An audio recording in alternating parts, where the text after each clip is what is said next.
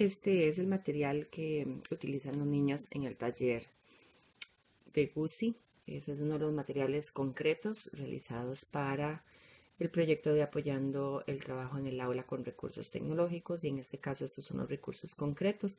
Este es el material para reforzar en los niños el código de colores, en el cual el color rojo son las partes privadas y las partes íntimas que no se les pueden tocar. Color verde nos indica las partes donde les pueden hacer caricias, por ejemplo un hombro, por ejemplo el amarillo son lugares donde definitivamente hay que estar alerta si alguien te los toca.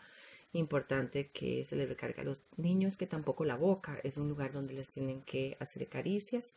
Y de esta manera los niños con este material, mediante círculos y estas imágenes, pueden ir identificando los lugares de riesgo donde no les tienen que hacer ningún tipo de caricias, donde ellos no deberían permitirlas.